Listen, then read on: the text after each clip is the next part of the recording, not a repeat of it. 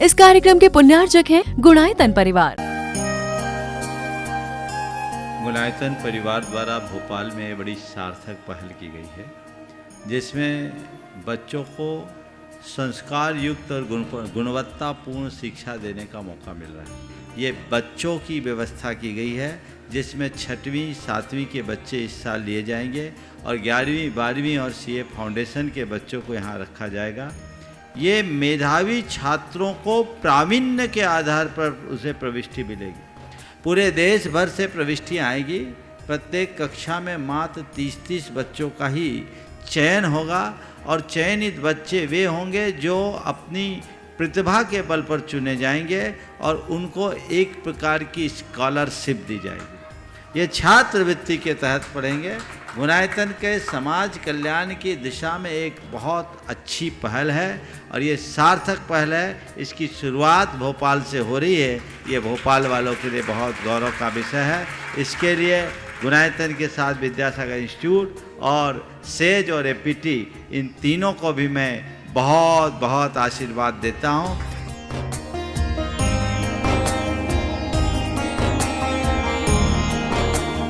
एक आदर्श और व्यवस्थित दिनचर्या का लक्ष्य प्राप्ति में बहुत बड़ा योगदान होता है।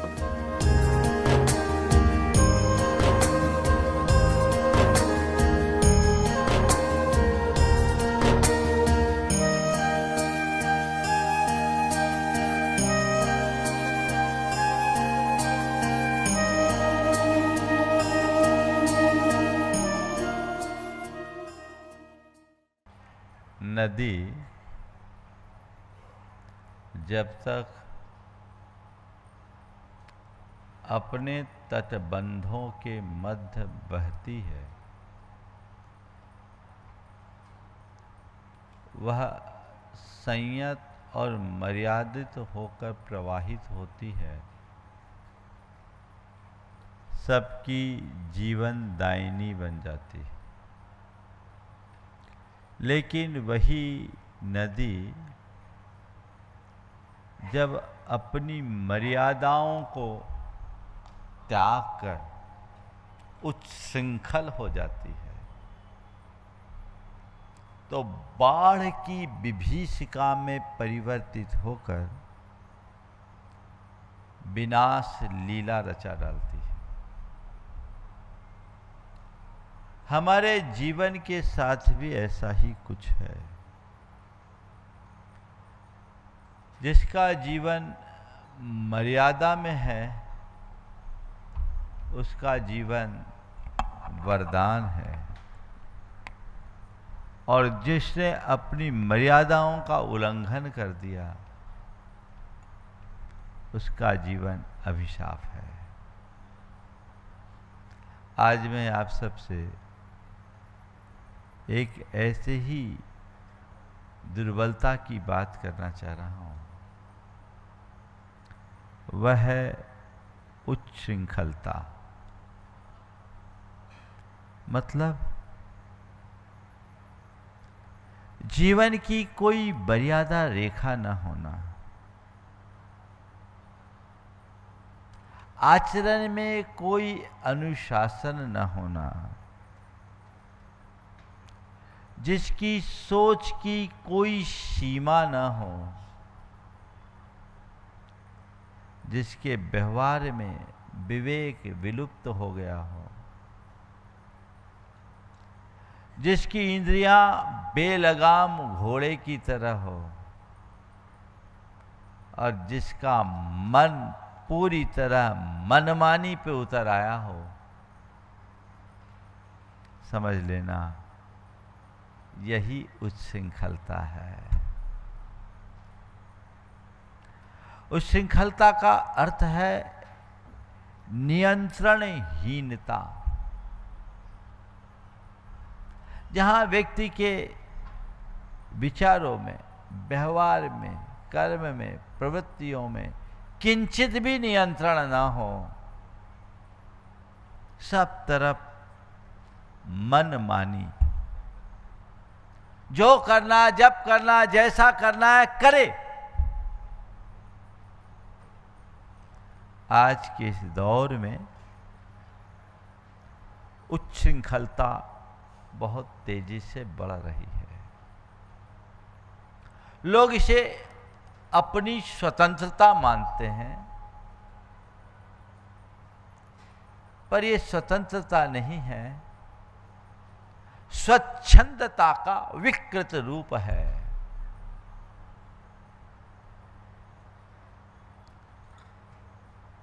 क्योंकि उच्छृंखल व्यक्ति के जीवन में न तो सामाजिक मर्यादाएं दिखती है,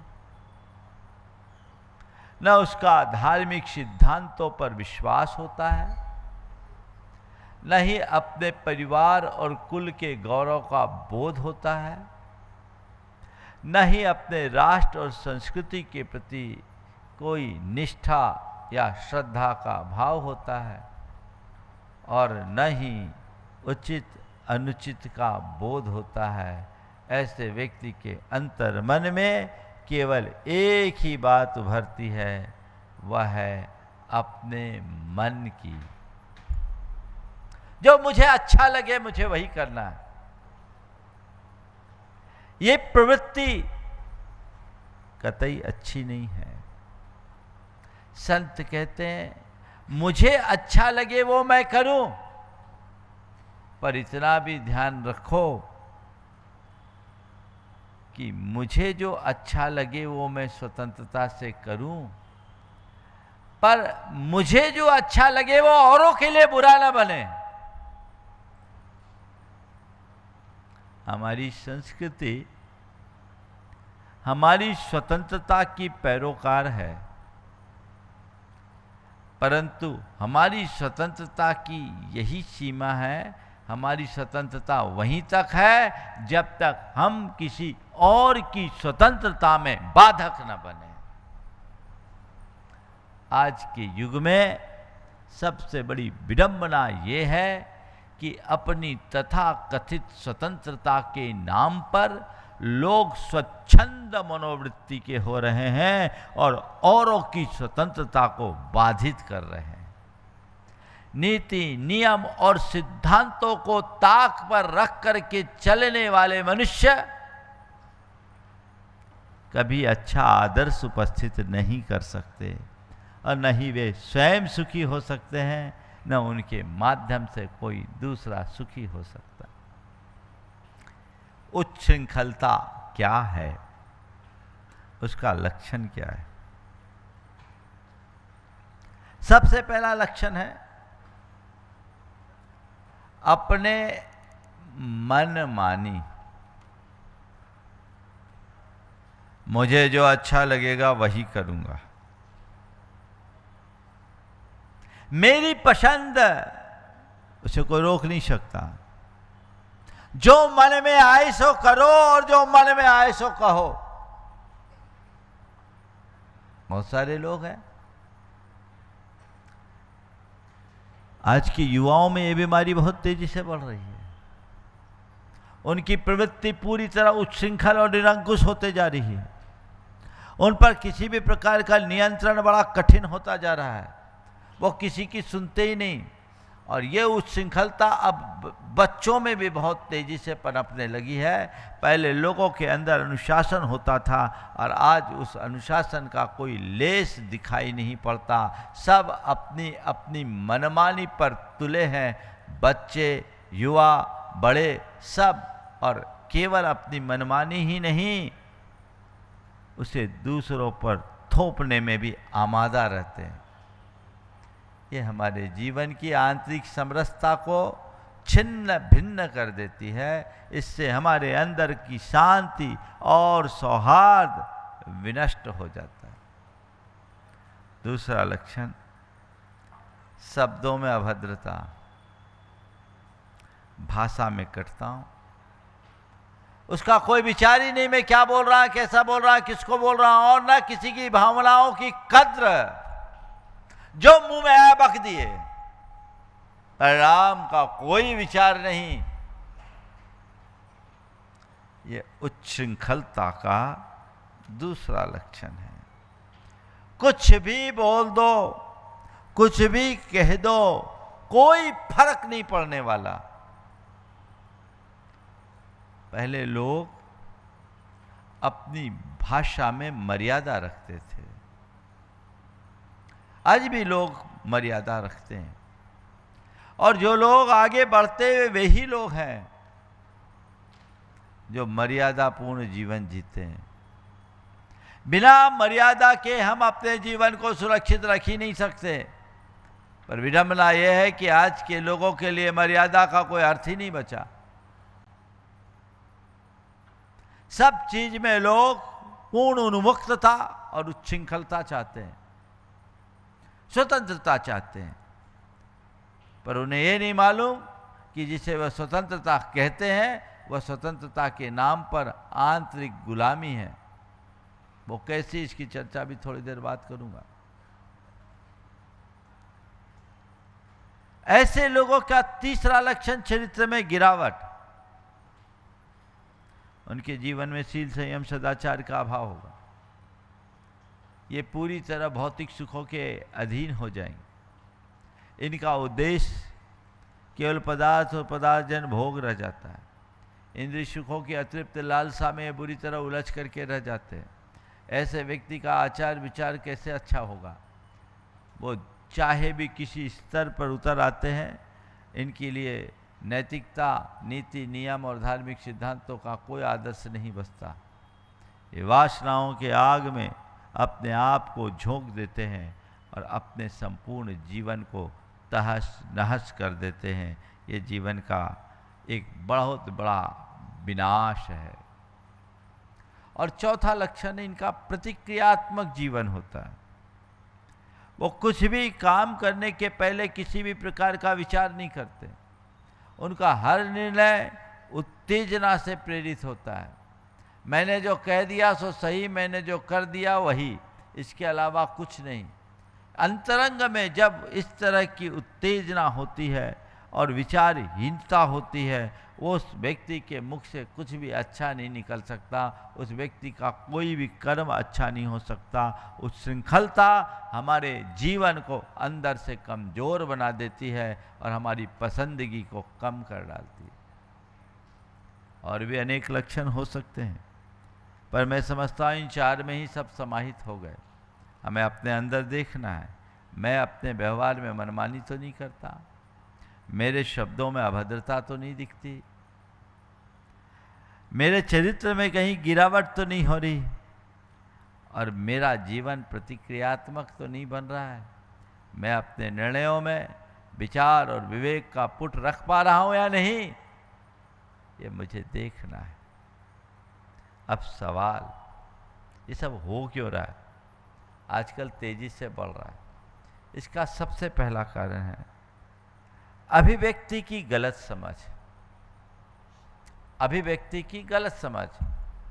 आजकल कहते हैं अभिव्यक्ति की आजादी है, मुझे खुलकर जीना है। ये जो सोच है, इस बहाने लोग मर्यादा तोड़ रहे हैं। और आज की नई पीढ़ी में ये बात बहुत गहराई से उतारा जा रहा है। अपना जीवन है, खुलकर जियो, पर्सनल लाइफ है, इसमें किसी का इंटरफेरेंस क्यों? खासकर यूथ आजकल ये बातें बहुत प्रमुखता से देते हैं कि अरे भाई, अपना जीवन है, खुलकर जियो, जीवन का लुत्फ उठाओ। और ऐसे लोग मर्यादा को तोड़ने में ही अपने आप को मॉडर्न मानने लगे हैं, जबकि लोगों को ये बात समझना चाहिए कि जीवन मर्यादा की रक्षा में ही सुरक्षित होता है और मर्यादा के भीतर ही जीवन सुंदर बनता है। मर्यादा खत्म कर दोगे तो जीवन का मजा क्या बचेगा? एक परिवार आया, उनके साथ उनका बेटा था। परिवार जैसा अधिकतर लोगों का रहता है, महाराज जी इसको कुछ नियम दे दो। मैं उसकी तरफ देखा, उसने कहा महाराज मेरे नियमों में कोई विश्वास नहीं, मैं तो खुलकर जीना चाहता हूँ। मैं उसकी बात को चुपचाप सुना। थोड़ी देर इधर उधर की बात हुई, फिर मैंने कहा ये बता कुछ खेलते हो? बोले हाँ खेलता हूँ। बोले क्या खेलते हो? क्या खेलते हो? बोले महाराज क्रिकेट खेलता हूँ। बोले क्रिकेट में क्या होता है? महाराज 2 टीमें होती है, एक टीम फील्डिंग करती है, एक टीम बैटिंग करती है। बोले अच्छा, उसमें क्या होता है? मैं थोड़ा बन के उससे बात कर रहा था, क्या होता है? बोले महाराज बैट्समैन जो है बल्लेबाजी करता है और दूसरी टीम की तरफ से एक व्यक्ति बॉल फेंकता है, वो बॉलिंग करता है और पूरी टीम मैदान में खड़ी रहती है। बोले अच्छा।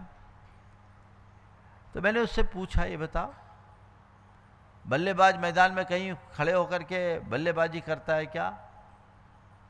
बॉलर कहीं से भी गेंद फेंक देता है क्या? नहीं नहीं महाराज, उसकी पिच होती है, उसकी पिच होती है, उसमें विकेट होता है, बल्लेबाज का एक अपना स्थान होता है, उसको क्रॉस नहीं करना होता है, और ग्राउंड की पूरी एक बाउंड्री होती है, उस लाइन पे होता है। बॉलर का भी अपना, बॉलर की अपनी सीमा, बैट्समैन की अपनी सीमा, फील्डर की अपनी सीमा और पूरे ग्राउंड की अपनी सीमा होती है। महाराज बहुत सारे नियम्स होते हैं। हमने कहा ये बताओ, इन नियमों को हटा दे तो? बोले महाराज नियमों को हटाएंगे तो खेल का मजा ही खत्म हो जाएगा। हमने कहा भाई तुम कहते हो खुलकर जीना चाहते हैं, तो खुलकर के खेलने का मजा तो तभी, कहीं भी खेलो, खुलकर खेलना है ना, कहीं भी खेलो, कहीं भी बल्ला घुमा दो। बोले नहीं महाराज, खुलकर खेलने का मजा तभी है जब हम नियमों में बंद करके खेलें। तो मैंने उसे समझाया खुलकर जीने का मजा भी तभी है जब मर्यादाओं में बंद करके जियो, नियमों में बंद करके जियो। खुलकर खेलना है, खुलकर जीना, जियो, किसने मना किया? पर मैदान की परिधि के भीतर, उसके निर्धारित नियमों के अंदर जब इस तरीके से जियोगे तो जीने का लुत्फ उठेगा, नहीं तो पूरा जीवन सिरदर्द हो जाएगा। आज की पीढ़ी को कौन समझाए? जिसे वह स्वतंत्रता कहती है वह उनकी गुलामी है, उनकी इच्छाओं की गुलामी है, उनकी वासनाओं की गुलामी है, उनके अहम की गुलामी है, उनके विकारों की गुलामी है। जिसका खुद के ऊपर नियंत्रण नहीं, उनकी इच्छाएं उन्हें नियंत्रित करती, उनकी वासना उन्हें नियंत्रित करती है, उनके अंदर का अहम उन्हें नियंत्रित करता है। तो ये तो गुलाम है ना, वे उसके दास बने हुए हैं। संत कहते हैं यदि अपने जीवन की मर्यादाओं को सुरक्षित रख करके जियोगे तो अपने मालिक बनोगे, और अगर तुम्हारी मर्यादाएं नष्ट होगी, उच्छृंखलता आएगी, गुलाम बन करके जियोगे। तो अपनी अभिव्यक्ति की सही समझ रखो। अभिव्यक्ति में स्वतंत्रता है लेकिन निरंकुशता नहीं। मैं खुल करके बोलूं ये मेरे लिए अच्छी बात है, लेकिन विवेक से बोलूं ये मेरी जिम्मेदारी है। पागलों की तरह न बोलूं, उन्मत्त प्रलाप न करूं। जो बोलूं सार्थक बोलूं, मधुरता से बोलूं, हितकर बोलूं, ये मेरी समझदारी। बोलते समय मेरे लिए एक कोई सीमा नहीं कि मैं यही शब्द बोलूं, पर यह मर्यादा जरूर है कि मैं सही शब्द बोलूं। बोलते वक्त ये कोई सीमा नहीं कि यही शब्द बोलूं, पर यह मर्यादा जरूर है कि सही शब्द बोलूं, गलत ना बोलूं, अन्यथा अर्थ का अनर्थ हो जाएगा। हर जगह उच्छृंखलता, उन्मुक्तता हमारे जीवन को बिगाड़ती है, बदल डालती है। दूसरा कारण संस्कारों की कमी। माता पिता, समाज और गुरुजनों के मार्गदर्शनों की उपेक्षा। जिन बच्चों को समय से, बचपन से ही माता पिता अच्छे संस्कार देते हैं, उचित अनुचित का बोध कराते हैं, मर्यादा का ज्ञान कराते हैं, उन बच्चों में उच्छृंखलता नहीं होती। लेकिन माँ बाप यदि बच्चों को मर्यादा बोध न करा पाए, उचित अनुचित का बोध न कराए, उन्हें कर्तव्य का ज्ञान न कराए, ठीक ढंग से उन्हें ठीक समझाए नहीं, उनकी संगति का ध्यान न रखे, बच्चों में उच्छृंखलता आ जाती। समाज यदि अपने आदर्शों को भुला दे, उच्छृंखलता आएगी और लोग गुरुजनों के मार्गदर्शन की उपेक्षा करना शुरू कर दे, गुरुजनों के संपर्क और सानिध्य में ना आए, तो संस्कार कहाँ से टिकेंगे? यही तो संस्कार के मूल आधार हैं। इसलिए उस श्रृंखलता को मिटाना चाहते हैं तो हमें इसकी तरफ गहराई से ध्यान देना होगा। ये दूसरा कारण है। कई बार लोग बोलते हैं हमारा बच्चा बड़ा उच्छृंखल है, पर उसको उच्छृंखल बनाने में कहीं माँ बाप की भी तो भूमिका हो सकती है। हमें ये देखना है मेरी कोई जिम्मेदारी तो नहीं है। तीसरा कारण है भौतिकता का आकर्षण, तात्कालिक सुखों के पीछे दौड़ना। अब जो सामने वो देखो, पीछे को किसने देखा? आजकल ये भी कहने लगे ये जन्म है सो जो भोगना है सो भोग लो, अगला जन्म किसने देखा? मैं तुमसे कहता हूँ अगला जन्म किसी ने नहीं देखा, लेकिन अगला दिन सबने देखा है। अगला जन्म किसी ने नहीं देखा, लेकिन अगला दिन देखा है। और अगला दिन आएगा तो अंतिम दिन भी आएगा, और अंतिम दिन आएगा तो अगला जन्म भी आएगा। इसमें कोई संशय नहीं होना चाहिए।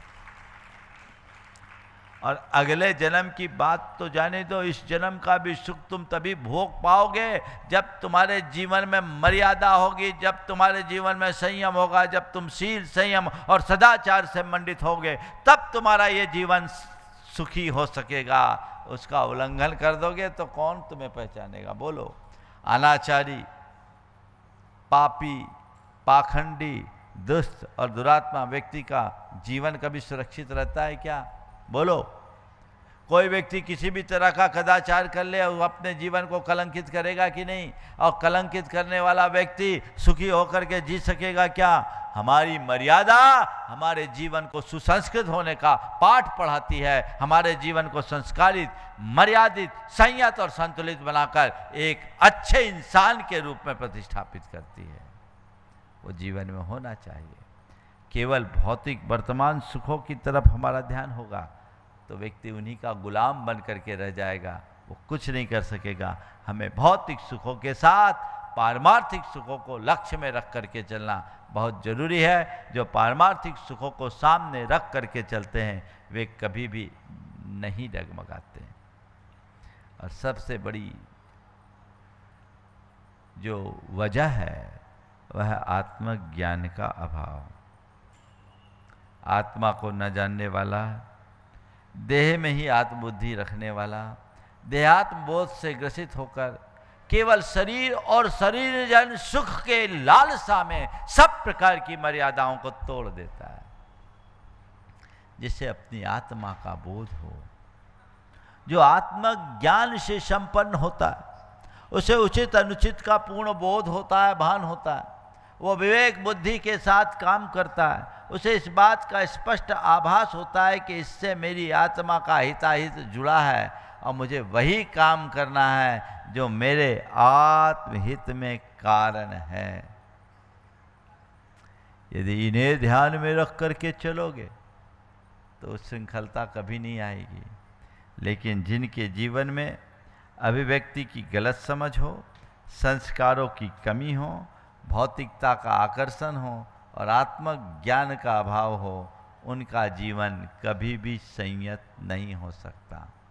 परिणाम क्या निकलता है? सबसे पहली बात आत्महीनता। आत्महीनता की गिरावट, उसका चरित्र नीचे हो जाता है। वो व्यक्ति खुद कई बार देखता है कि मेरा कितना पतन हो रहा है, और कई बार व्यक्ति अपने ही नज़रों से गिर जाता है। समाज में तो उसकी मान्यता समाप्त होती है, लेकिन वह आत्महीनता से ग्रसित होता, अपने चरित्र को गिराकर आत्मा के संस्कारों को बिगाड़ता है और खुद को नीचा ले आता है। परिवार और समाज से उसकी दूरी हो जाती है, वो नैतिक रूप से पतित हो जाता है। जो व्यक्ति उच्छृंखलित होता है, बोलो परिवार में उसको कोई लाइक करता है, अरे भैया ये तो किसी की सुनता ही नहीं है, तो अपने मन की करता है, इसके लिए क्या कहें, इसकी तो कहानी अलग है, यही बात आती है ना। समाज में उस व्यक्ति को कोई पसंद करता है, भैया ये तो अपने मन का मौजी है, इसको कोई नहीं संभाल सकता। लोग ऐसे लोगों से बात करने में भी कतराने लगते हैं और ऐसे लोगों से दूरी रखने में ही अपनी भलाई समझते हैं। तो व्यक्ति परिवार और समाज में भी अलग थलग पड़ जाता है, उसे कोई पूछता नहीं, और फिर ऐसा व्यक्ति नैतिक पतन और अपराधों की शुरुआत उसके जीवन में हो जाती है, क्योंकि उसके लिए नीति नियम से कोई लेना ही देना नहीं होता, उसे उसके धार्मिक सिद्धांतों से कोई मतलब ही नहीं होता, और धीरे धीरे ये व्यक्ति बड़े बड़े अपराध करने में भी तुल जाता है, क्योंकि उसके सामने मर्यादा का कोई अर्थ ही नहीं है। और सबसे खतरनाक, वो कर्म बंध करता है, भव भ्रमण की प्रगाढ़ जंजीरों से बंध जाता है। उसे पता नहीं रहता कि आज मेरी ये उच्छृंखलता मेरे जीवन की कितनी बड़ी गुलामी और परतंत्रता का कारण बनेगी। व्यक्ति अपने मन की अल्पकालिक खुशी के चक्कर में मर्यादाओं का उल्लंघन करके गलत आचरण करता है, लेकिन उससे बंधने वाले कर्मों को भोगने में उसे कई कई जन्म गंवाने पड़ते हैं। दुख तो अपने को ही भोगना है, मेरे द्वारा बंधा हुआ कर्म केवल मुझे ही भोगना पड़ता है। तो अगर मैं कोई कर्म बांध रहा हूँ तो मुझे उसकी तरफ देखना है, मेरी प्रवृत्तियाँ मेरे कर्म का जनक है, इसलिए मुझे उनके प्रति बहुत गंभीरता से ध्यान देने की ज़रूरत है। हम अपने आप को श्रृंखलता से बचाने की ज़रूरत है। बंधुओं, ये बात ध्यान के चलना है, अगर एक बार जो श्रृंखलता से हमारा जीवन बिगड़ा तो कई जन्मों में वो सुधर नहीं सकता। अपने जीवन को सुधारने और संवारने के लिए हमें इस तरह की मनोभावों को जगाने की ज़रूरत है। यदि ऐसी उच्छृंखलता नियमित बनी रहेगी तो हम अपने जीवन को कभी भी सुरक्षित नहीं कर पाएंगे। शास्त्रकार कहते हैं अपने जीवन में हम शील संयम मर्यादा रखें, क्योंकि शील से ही हमारे जीवन की रक्षा होती है और शील की ही सर्वत्र वंदना होती है। हम शील से अगर भ्रष्ट हो जाएं तो उसको कहीं पर भी कोई स्थान नहीं मिलता। शील का पालन मर्यादा का जीवन है और शील का उल्लंघन उच्छृंखलता का उदाहरण। हम उच्छृंखलता से मुक्त होकर के जिएं। हमारा धर्म हमें शील संयम और सदाचार का पाठ पढ़ाता है, लेकिन आज के युग में सबसे बड़ी विडंबना है कि इन्हें लोग महत्व देना भूल गए हैं, इन्हें नज़रअंदाज करना शुरू कर दिए हैं और सब तरफ पूर्णतः उन्मुक्तता और उच्छृंखलता की वकालत की जाने लगी है। लोग स्वतंत्रता की बात करते हैं। मैं आप सबसे इतना ही कहता हूँ, एक बात गांठ में बांध लो, मर्यादा ही सच्ची स्वतंत्रता है। मर्यादा ही सच्ची स्वतंत्रता, उन्मुक्तता का नाम स्वतंत्रता नहीं, मर्यादा में जीने का नाम स्वतंत्रता है। जहां हम अपनी लय में लीन हो सके, अपने जीवन को सही गति दे सके, वो मर्यादा है। अब रहा सवाल इस उच्छृंखलता से हम बचे कैसे, तो बस तभी हम बच सकेंगे जब हम अपने आप पर नियंत्रण रखेंगे। बंधुओं, मैंने अभी आप सबसे कहा था कि मर्यादा सच्ची स्वतंत्रता है और उच्छृंखलता जीवन की सबसे बड़ी गुलामी। वो गुलामी किसकी गुलामी है? वो अपनी इच्छा की गुलामी है, वो अपनी वासना की गुलामी है, वो अपने अहंकार की गुलामी है। बंधुओं, उच्छृंखलता में दिखती स्वतंत्रता है, पर वो व्यक्ति अपनी इच्छाओं का दास बना रहता है। वो अपनी वासनाओं से इस तरह से वशीभूत होता है कि उसके आगे उचित अनुचित का सब कुछ भूल जाता है और अपने अहम में इस तरह प्रेरित रहता है और प्रभावित रहता है कि वह अपने विवेक को भी नष्ट कर देता है, भुला देता है। तो तो ये इसमें दिखती स्वतंत्रता है पर है गुलामी। इसके विरुद्ध संयम में दिखता भले है बंधन, लेकिन बंधन में भी स्वतंत्रता है, क्योंकि वही हमारी प्रगति का आधार है। उसी के बल पर हम अपने जीवन को उन्नतिशील बना सकते हैं। उस उच्छृंखलता को खत्म करने के लिए भावना योग बहुत बड़ा आधार है। भावना योग के चारों चरणों से हम अपनी उच्छृंखलता को नष्ट कर सकते हैं, अपने जीवन में एक आंतरिक अनुशासन उत्पन्न कर सकते हैं, अपने जीवन में संयम और मर्यादा का पाठ प्रकट कर सकते हैं। वो अगर नियमित भावना योग हम करें तो ये सब हमारे जीवन में बहुत आसानी से घटित हो सकता है। हम प्रार्थना करें, रोज अपनी प्रार्थना करें और अपने भीतर विराजमान परमात्मा से कहें, हे प्रभु, मैं अपने जीवन को मर्यादित ढंग से जीना चाहता हूँ, मैं अपने जीवन में संयम और सदाचार को रखना चाहता हूँ। मुझ में ऐसी दृष्टि दे कि मैं अपनी मर्यादाओं की रक्षा कर सकूं, मैं नैतिकता की सीमा में रह सकूं, मैं शील संयम और सदाचार का पालन कर सकूं, मेरे जीवन में संयम हो। ये भाव अपने मन में जगाकर रोज ऐसी प्रार्थना की जा सकती है। और फिर प्रतिक्रमण उसका दूसरा चरण है कि आज मैंने अपनी मर्यादा का कहीं उल्लंघन किया हो और मेरी मर्यादा के उल्लंघन से किसी को कष्ट पहुंचा हो, दुख पहुंचा हो, मैंने अपनी जहाँ कहीं भी सीमा लांघी, मैं उसे स्वीकार करता हूँ और उसके प्रति मैं अपना पश्चाताप व्यक्त करता हूँ। मैं आज प्रण लेता हूँ कि अपनी अब सीमा रेखा का उल्लंघन नहीं करूँगा और मेरी मर्यादाहीनता से जिस किसी को भी कष्ट पहुँचा है, दुख पहुँचा है, मैं उनसे क्षमा प्रार्थी हूँ, मैं उनसे हृदय से क्षमा मांगता हूँ, वो मुझे क्षमा करे। ये प्रतिक्रमण है जो हमें जागरूक बनाता है अपनी कमियों के प्रति, और ये जागरूकता ही हमारे जीवन को परिवर्तन का आधार बनती है। बंधुओं, अपनी कमियों को दूर करना है, पहले स्वीकार करो, फिर उनके प्रति जागरूक हो, जागरूक होने के बाद संकल्प लो और फिर अपना रूपांतरण करो। ये जीवन में आमूलचूल परिवर्तन कर सकता है। जीवन के परिवर्तन के क्रमिक आधार है, इन्हें हम अंगीकार करेंगे, जीवन में बदलाव आएगा। फिर तीसरे चरण में प्रत्याख्यान यानी नव संकल्प। अब मैं संकल्पित होता हूँ कि मैं मर्यादित रहूँगा, मैं संयमित रहूँगा, मैं शील और सदाचार को पालन करूँगा, मैं अपने चरित्र बल को सदैव ध्यान में रखूँगा, मैं उत्कृष्टता के साथ जीवन जीऊँगा, मैं किसी भी हालत में मर्यादाहीन आचरण नहीं करूँगा। यही संकल्प तो है, ये प्रत्याख्यान है। और फिर अपने आत्मा के स्वरूप पर विचार करो। मैं शुद्ध शांत आत्मा हूँ, मैं मर्यादित हूँ, मैं संयमित हूँ। ये भाव अंतरंग में आए और मैं एक ऐसी आत्मा हूँ, ये मनोभाव अंदर जग जाए तो चीज़ें परिवर्तित होती है। पुनः आज छोटा सा भावना योग आप लोगों को कराता हूँ, जिससे आप अपनी उच्छृंखलता को मर्यादा में बदल सकेंगे। चलिए छोटा सा भावना योग, फिर शेष सूचनाएं और आज का समापन। गुलायतन परिवार द्वारा भोपाल में बड़ी सार्थक पहल की गई है, जिसमें बच्चों को संस्कार युक्त और गुणवत्तापूर्ण शिक्षा देने का मौका मिल रहा है। ये बच्चों की व्यवस्था की गई है, जिसमें 6वीं 7वीं के बच्चे इस साल लिए जाएंगे और 11वीं 12वीं और सीए फाउंडेशन के बच्चों को यहाँ रखा जाएगा। ये मेधावी छात्रों को प्रावीण्य के आधार पर उसे प्रविष्टि मिलेगी। पूरे देश भर से प्रविष्टियाँ आएगी।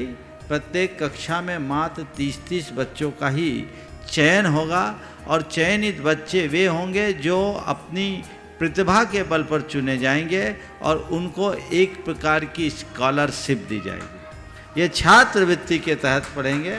गुणायतन के समाज कल्याण की दिशा में एक बहुत अच्छी पहल है और ये सार्थक पहल है। इसकी शुरुआत भोपाल से हो रही है।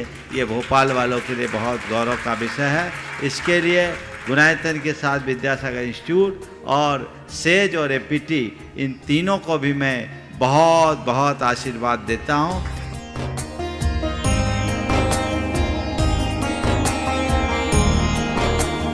एक आदर्श और व्यवस्थित दिनचर्या का लक्ष्य प्राप्ति में बहुत बड़ा योगदान होता है।